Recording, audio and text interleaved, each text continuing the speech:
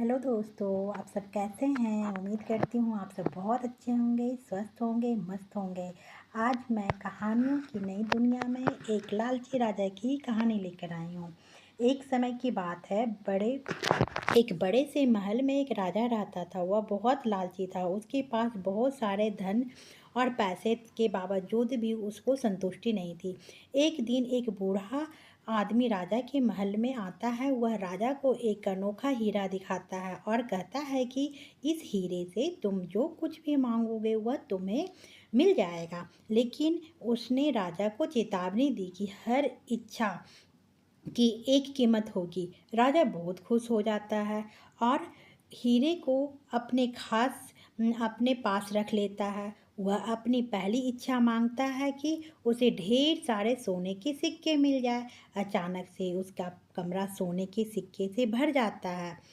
भर भर जाता है। लेकिन राजा इतने में भी संतुष्ट नहीं होता है और उसे सोना चाहिए होता है। और वह मांगता है कि उसे गहने, जमीन और खजाने चाहिए। उसे वह भी मिल जाता है। जैसे जैसे राजा का लालच बढ़ता जा रहा था, वैसे वैसे उसके राज्य के लोगों को भुगताना पड़ रहा था।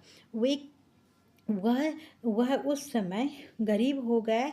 उनकी जमीन बंजर हो गई क्योंकि हीरे मांगी गई इच्छाओं की कीमत उसके राज्य के लोगों को चुकाना पड़ रहा था।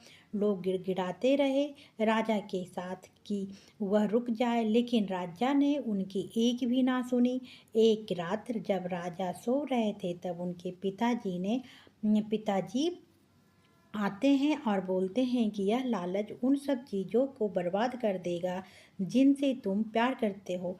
राजा की नींद खुलती है और उसे अपनी गलती का एहसास होता है। राजा ने सभी लोगों को एक साथ बुलाया और अपने आप को बदलने का वादा किया। उसने अपने धन का उपयोग लोगों की मदद करने और राज्य को बेहतर बनाने के लिए किया।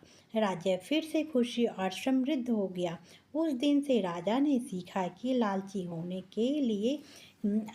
से होने से केवल दुख ही मिलता है, लेकिन दयालु होने और दूसरों की मदद करने से खुशियाँ मिलती है।